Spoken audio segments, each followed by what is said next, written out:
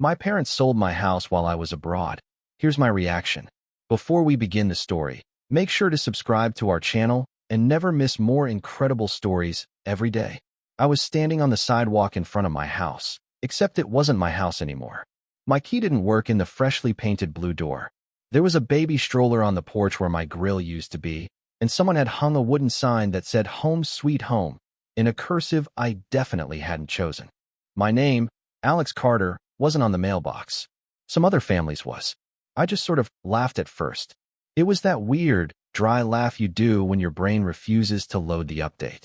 2 weeks on a flight back from Germany, months of planning my return home to the little 2-bedroom I'd broken my back to buy, and apparently reality decided to patch itself without me. A woman opened the door, holding a baby on her hip. "Can I help you?" she said, already suspicious, already protective of the doorway that used to be mine.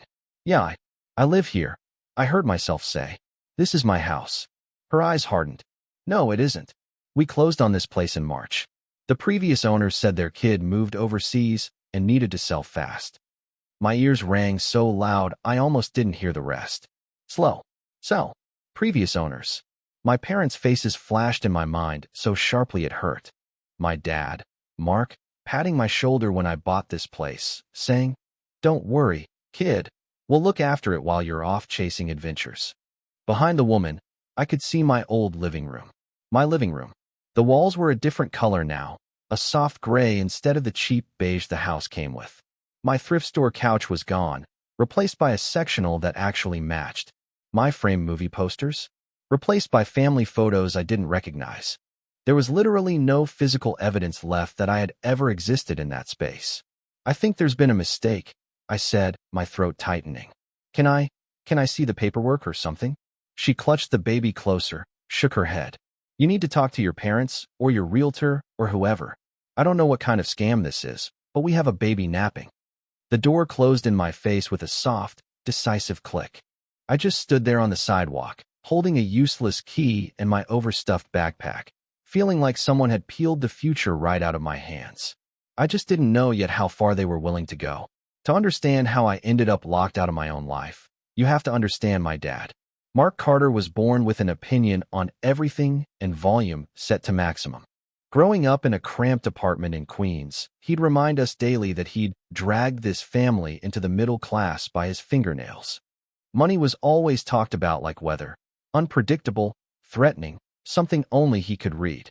My mom, Julia, floated around him like a satellite. She clipped coupons, worried about bills, and smoothed over the sharp edges of his temper with apologies and casseroles. "Your father means well," she'd whisper after he'd shouted about a wet towel left on the floor. "He just gets stressed about money. You know how he is." I knew exactly how he was. I learned early that the safest way to exist in our house was to be useful. So I got a job at 16, then another in college. I worked nights at a grocery store, weekends doing food delivery, summers interning at any IT department that would let me touch a keyboard. Every paycheck got split. A little for tuition, a little for savings, a little slipped to mom when dad forgot to refill her grocery envelope. When I finally signed the papers on the little ranch house in the suburbs at 27, it felt like breathing real air for the first time. The place was nothing special to anyone else. 2 bedrooms, 1.5 baths, a kitchen stuck in the early 2000s, but it was entirely mine. My name alone was on the deed. No co-signers, no help from dad, no strings attached.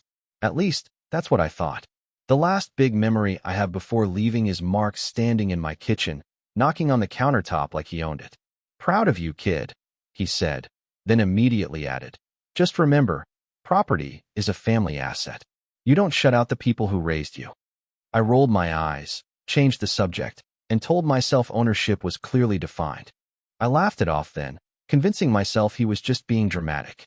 6 months after closing on the house, my boss called me into his office with that tight smile managers use when they're about to ruin your personal life in the name of opportunity. "How do you feel about Germany?" he asked, tapping a folder on his desk. Turned out the company wanted to send someone to our Berlin office for a year to help implement a new system. It was a huge step up for my career, double the pay with a housing stipend, plus the kind of experience that makes recruiters salivate. The catch, of course, was that it meant leaving my barely broken-in house behind. I remember sitting at my parents' dining table, contract printed out, explaining it. "It's temporary," I said. "1 year, maybe 18 months. I'll rent the house furnished, keep the mortgage covered, come back with savings." Mark leaned back like he was the CEO of my life. "Makes no sense to pay some property manager," he said. "We're right here. Give us a key, set up the bills online, we'll keep an eye on things. Family helps family." Julia nodded eagerly. "I can water your plants, honey. Check your mail. If anything breaks, your father can handle it." I hesitated. I was going to hire a company. You know, contracts, insurance. It's cleaner. His jaw set. "Alex, don't insult us." "What? You think your own parents would screw you over?" Mia, my younger sister, watched the whole exchange from the end of the table, picking at the label on her water bottle. "I mean, I can help too," she said quietly. "If they go on vacation or something." In the end, I compromised. I set up all my bills online, forwarded my mail to my parents' address, and drew up a short, informal agreement that I'd emailed to Mark and Julia. Just expectations about utilities, maintenance, and not doing anything on the property without my permission. Dad didn't sign it, didn't reply, didn't even pretend to read it carefully. He just waved his hand like I was a child playing lawyer with a toy briefcase. "We're not strangers, Alex," Dad said, scoffing at the email. Germany was everything I'd hoped for and everything I hadn't planned on. I worked insane hours, learned to order coffee without sounding like a complete idiot, and started to feel like maybe I'd finally outrun the version of myself that still double-checked price tags. I sent photos of Christmas markets to my family group chat, FaceTimed on holidays, wired extra money home when Mom complained about the cost of gas. The house came up occasionally in conversation. "We stopped by to air it out," Julia would say. "Such a shame it's sitting empty." Once, Mark joked, "We should just move in there, save on our mortgage," and I laughed a little too quickly. There were minor red flags, the kind you only recognize as red when they're in your rearview mirror. A couple of bills that never arrived in my email, even though I swore I'd set everything to paperless. A property tax reminder that got mailed to my parents' address instead of mine. When I asked about it, Mom said, "Oh, must have been a mix-up," and promised she'd dropped it in the mail. I told myself this was what adults did, delegated, trusted, didn't spiral every time a piece of mail took a detour. I even bragged to coworkers about how supportive my parents were being back home. Then, about 10 months into my assignment, my bank app pinged me while I was on the U-Bahn. It was a notification about a large deposit being flagged and then reversed. I frowned, scrolled through the transaction history, and saw something odd. A wire transfer labeled Carter Property Escrow Disbursement for an amount that might as well have been a phone number. I screenshotted it to send to my bank later, but my train pulled into the station and everyone surged toward the doors. I let myself get carried with the crowd, promising I'd deal with it after dinner. Later that night, I texted Mom. "Hey, did anything weird happen with the house? Got a strange bank notification." She took almost an hour to answer. "Everything's fine, honey. Probably just a bank error. Don't stress from so far away." I read that text 3 times, feeling my stomach twist for reasons I couldn't name yet. Jet lag feels different when you're also emotionally hungover. By the time my plane touched down at JFK a year after I'd left, the weird bank notification and Mom's vague reassurance had been shoved into the mental drawer labeled "Problems Future Alex Will Solve." Future Alex, apparently, was now present and standing in front of strangers living in my house. After the new owner shut the door in my face, I sat on the curb and opened my phone with shaking hands. My bank app showed the same mysterious escrow transaction, this time completed, then split into 3 separate transfers. 2 were labeled with my parents' names. The third just said mortgage payoff. My chest tightened. If the mortgage was paid off, that meant someone had sold something big. I just hadn't known I was the something. I switched apps and searched my address. It took about 3 seconds for my house to pop up on a real estate site, complete with glossy photos I'd never seen and a sold banner across the top. List price, way higher than what I'd paid. Closing date, 3 months ago. Seller, Carter Family Trust. I didn't have a family trust. I clicked through the photos like a stalker. My old bedroom painted a soothing green, my kitchen counters cleared of my mismatched mugs, a staged bowl of lemons sitting where my air fryer used to be. The listing copy said, Charming starter home lovingly maintained by long-term owners. My thumb hovered over my mom's contact. I hit call before I could talk myself out of it. She answered on the second ring, sounding breathless. Alex, are you here? Are you at the house? Yes, I said slowly, staring at the Carter Family Trust text like it might rearrange itself. Mom, why is there a baby living in my bedroom? Silence. Then a nervous little laugh. Oh, sweetheart. Your father was going to explain. It's complicated. We did what we had to do. I stood up so fast my backpack slid off my shoulder. You sold my house. I could hear my own voice rising, cracking. My house, Mom. The house I bought. What did you do? Her answer made my free hand curl into a fist so tight my nails left marks. We put it in the family trust, Mom said, words tumbling over each other. Your father had this opportunity, and the market was so high, and you weren't using it, Alex. You were all the way over there. It just made sense. I actually checked the call timer to make sure I hadn't misheard in some weird lag. Made sense to who? I asked. You sold the only thing I own without telling me. You own plenty, she said quickly. Your job, your savings. The house, it's still your money, technically. We just move things around. Your father will explain it better. Translation, Mark made a decision and Julia tried to cushion it. I'm coming over, I said. Right now. Their place was 15 minutes away, but I swear the Uber clocked it in 5. I stared out the window, my reflection in the glass looking like a stranger. Same brown hair, same dark circles, but with this raw, hollow look I'd never seen on my own face. When I walked into my parents' split level, the smell of pot roast hit me like a punch. Mom was at the stove, stirring gravy like this was just any Sunday. Mark sat at the table with a beer, like a king waiting for his audience. Hey, world traveler, he boomed when he saw me. You look tired. Sit, eat. Explain, I said instead, dropping my backpack by the door. Mia poked her head out from the hallway, eyes wide. You didn't tell him? She whispered to Mom. My stomach dropped. You knew? She winced. I thought you did too. Something in my chest cracked. I backed away, knocking into the sideboard, sending a framed family photo clattering face down. Mom flinched, but didn't move to pick it up. I don't have a house, I said, voice breaking. I literally don't have anywhere to sleep tonight. Mark shrugged. You can always stay here a while. It's all the same roof. The words made my skin crawl, like he'd just offered me a cage disguised as hospitality. I grabbed my backpack again, suddenly desperate for air, for space that didn't belong to him. No one answered, and the silence hurt worse than anything else. I didn't stay the night. I lasted exactly 12 more minutes in that kitchen, long enough for Mark to launch into a speech about strategic timing and maximizing family assets, before my vision blurred and I heard myself say, I need to leave before I throw something. I texted my friend Danny from the driveway. Can I crash a few days? Emergency. Explain later. She replied in 30 seconds. Of course. Couch is yours. I have wine. That first night on her lumpy couch, staring at the popcorn ceiling, it really hit me. I had no keys that worked, no deed in my hands, no idea how my own parents had even pulled this off legally. I wasn't just homeless. I was clueless. Danny shoved her laptop at me the next morning. Okay, tech boy, she said. You figure out servers. I figure out people. Google real estate attorney near me. And let's not let your dad freestyle your future. I laughed weakly, but I did it. That's how I found Mr. Harris. His office was nothing like the glossy legal dramas on TV.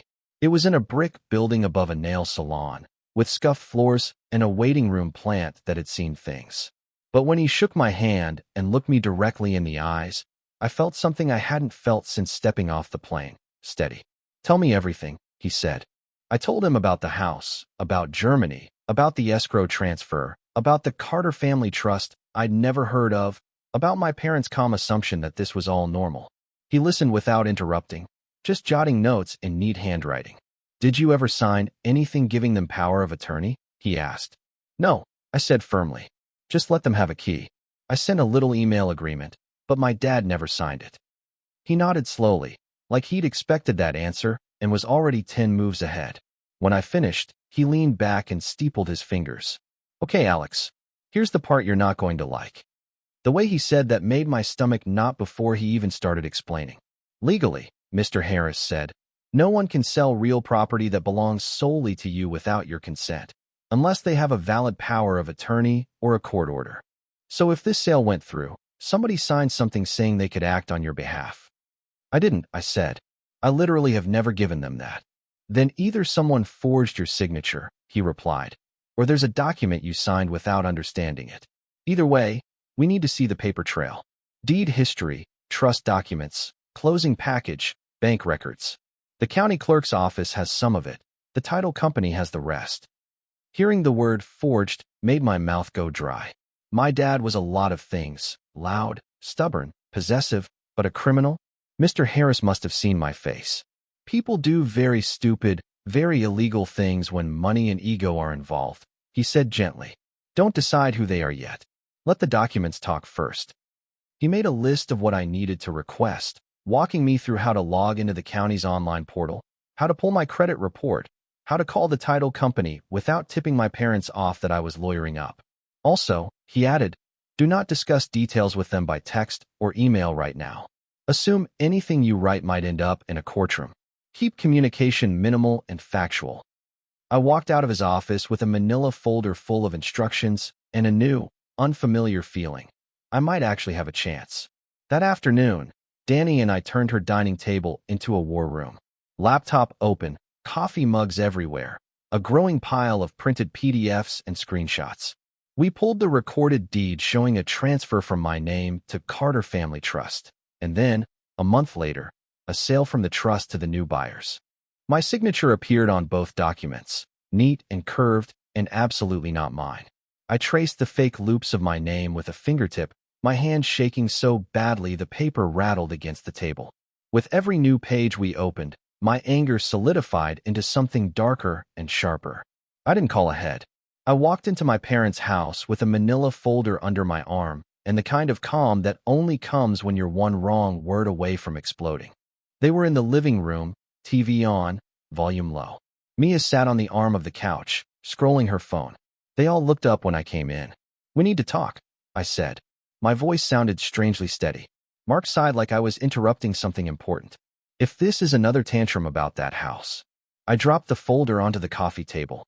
Copies of the deed and trust papers slid out in a messy fan.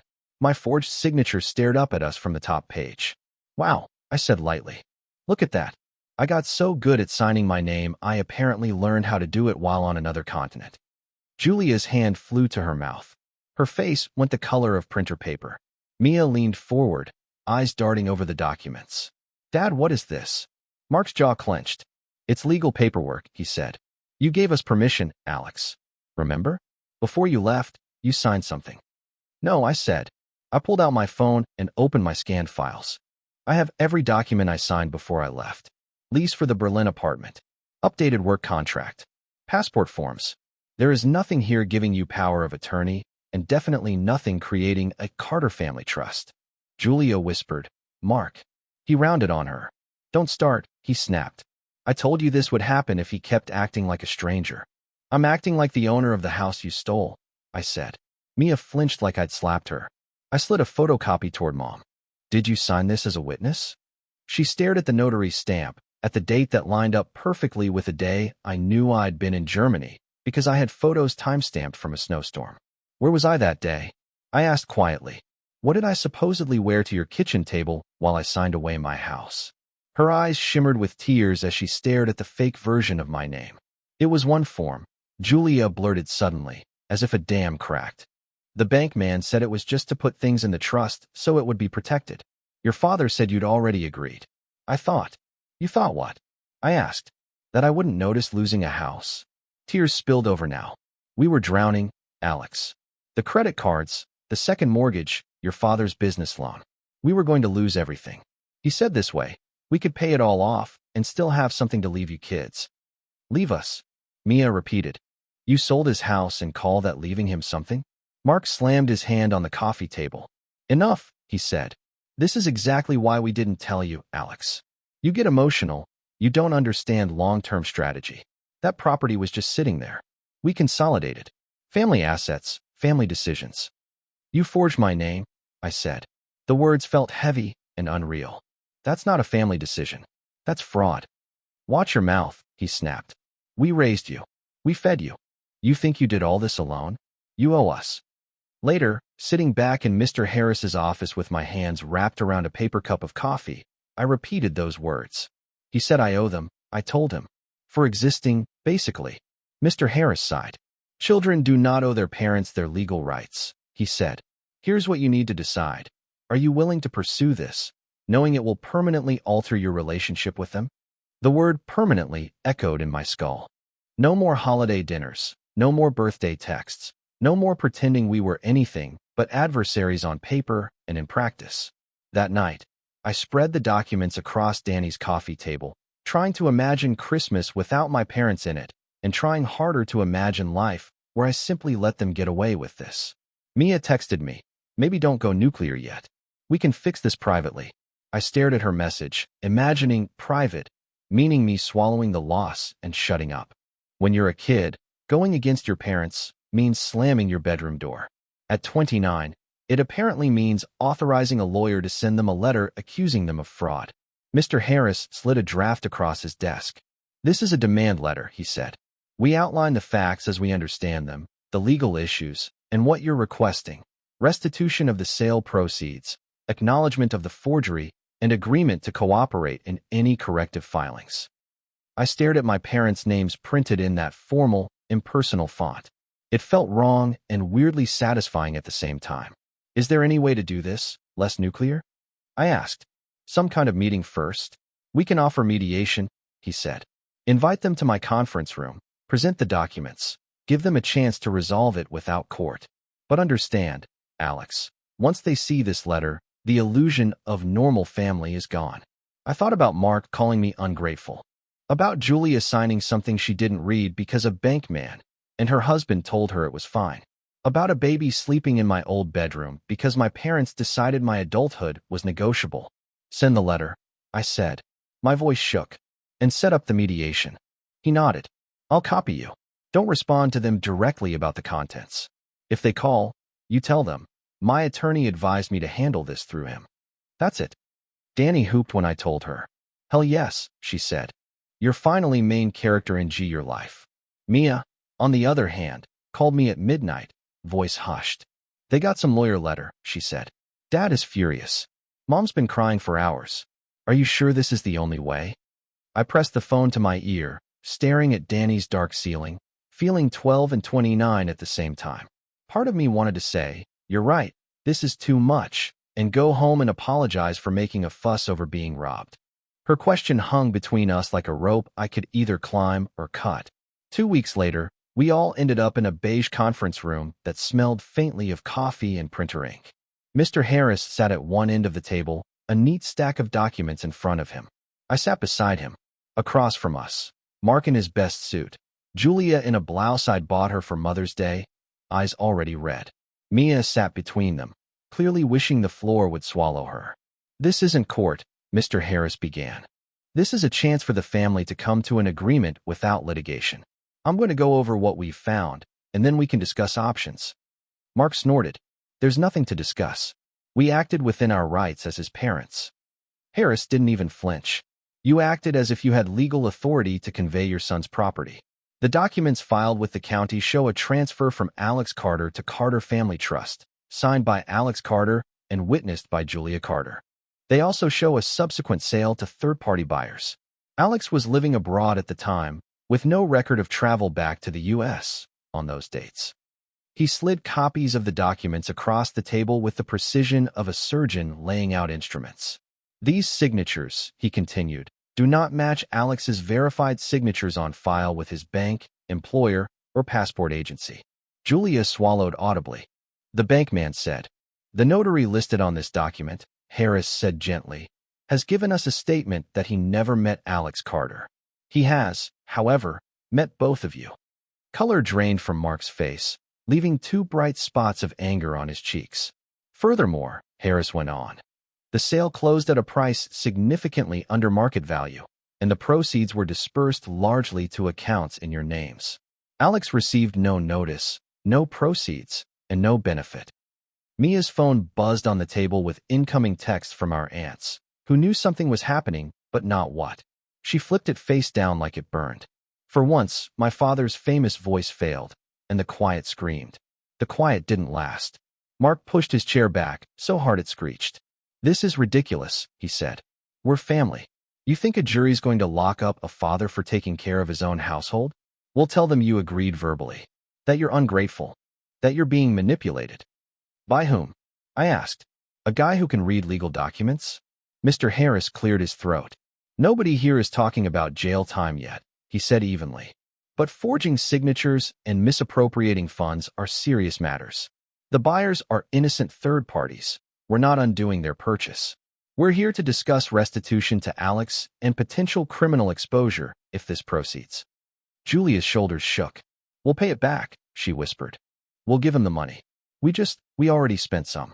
The debts, the business." "How much is left?" I asked. Her silence was the answer. The next hour blurred into numbers and proposals. Mr. Harris laid out options: a lump sum payment from the remaining proceeds, a formal promissory note secured by a lien on my parents' current home, or we proceed with a civil suit and refer the forgery to the district attorney. Mark called it blackmail. Harris called it mercy. Mia sat there, pale, watching our family get itemized like a spreadsheet. "If you don't agree," she said finally to our parents, "he's still your son, but now he's your plaintiff." Outside the window, downtown traffic crawled along like nothing monumental was happening 3 stories up. My phone buzzed with work emails, group chats, and a text from an aunt asking if I'd really sicked lawyers on my own parents. Harris reminded them that a signed admission could make the difference between a closed civil file and a criminal investigation that would drag their names through every public record in the county.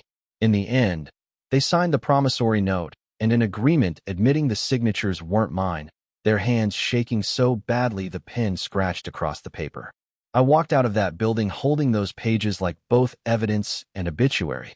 Life after the conference room didn't magically snap into place. There was no triumphant movie montage where a check arrived and I bought an even bigger, better house. What actually happened was this. My parents started making monthly payments, small at first, then slightly bigger when Mark took on extra work.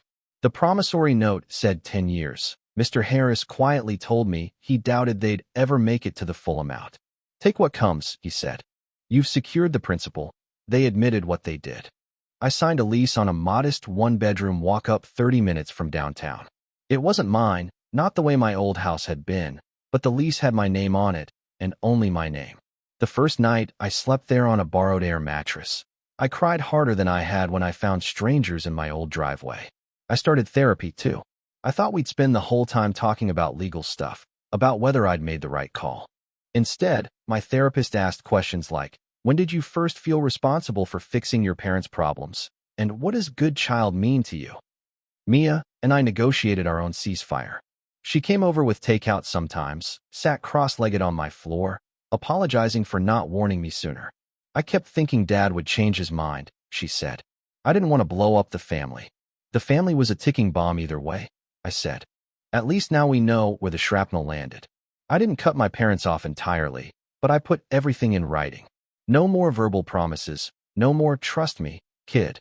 If they texted about money, I redirected them to Mr. Harris. If they tried to argue about loyalty, I ended the call. Slowly, my life filled with things that had nothing to do with them. Trivia nights with coworkers, Saturday runs in the park near my building, plants that only I had keys to water. The more roots I put down elsewhere, the less their drama felt like the center of my universe. Deleting his guilt-soaked voicemail felt harder than signing the lawsuit papers. So, that's how I ended up telling the internet that my parents sold my house while I was abroad. People always ask what happened in the end, like there's a tidy bow to put on this. The truth is messy. The buyers kept the house. They did nothing wrong, and I wouldn't have wanted to uproot that baby anyway. My parents keep making payments, sometimes on time, sometimes late, sometimes with a note tucked in about how families shouldn't need lawyers. I see them occasionally. Holidays have turned into carefully choreographed afternoons at Mia's apartment, with unspoken rules. No talking about the case, no pretending it didn't happen. Mark mostly sulks. Julia hovers, pushing food, pressing cash into my hand like that could balance the ledger. I don't feel the way I expected. I thought winning, if you can even call it that, would feel like triumph. Mostly, it feels like clarity. My parents are people who chose money and control over honesty and trust. I am a person who finally chose myself over their comfort. Sometimes I drive past my old street. I slow down, look at the blue door, the stroller on the porch, the lights on in what used to be my bedroom. I let myself grieve the version of my life that lived in that house. Then I keep driving back to the apartment that's actually mine. If you're watching this because something similar is happening to you, here's what I wish someone had told me sooner. Put everything in writing. Keep your own copies. Never sign something you don't understand. And remember that love does not require you to let people steal from you. Talk to a lawyer before you confront anyone. Document everything. And don't let shame keep you quiet. And give yourself permission to mourn the fantasy family you thought you had, even while you protect yourself from the real one you're dealing with.